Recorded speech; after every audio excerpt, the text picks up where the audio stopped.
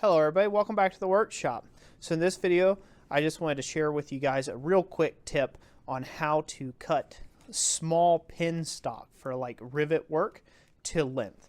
Now this is a really neat little fixture I've made up. Just about anybody can do this in their own shop, garage, what have you. And it's just using advantage of having some scrap wood laying around. As you can see, this is a bit of, I don't know, pressure treated 2x6 or 2x4 that was just a cut off of the end, and this is a little bit of white pine board that I had laying around here. So what I've done here is I cut everything flat and I secured this block of wood to the back. Of course, this could be square or whatever dimension that you'd like.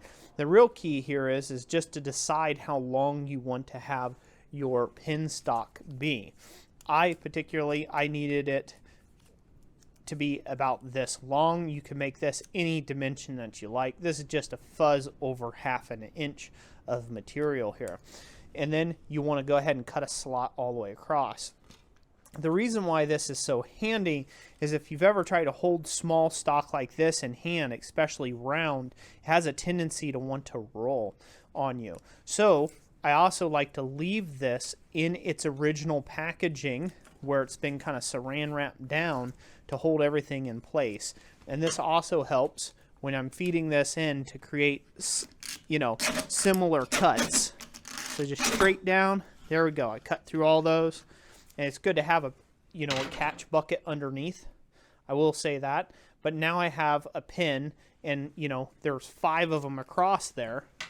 So I'm making 5 pins at a time, rivet pins, which makes it really handy.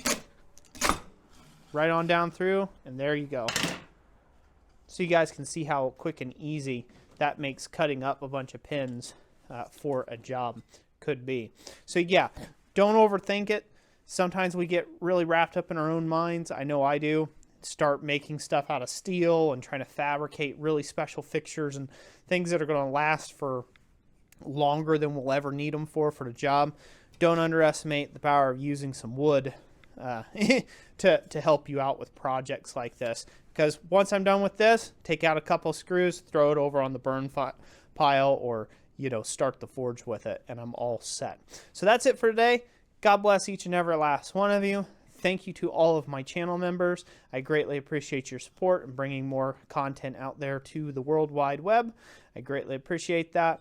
And if you like what you saw here today, maybe you consider subscribing. That's it. God bless. We'll catch you on the next one. Thanks for watching.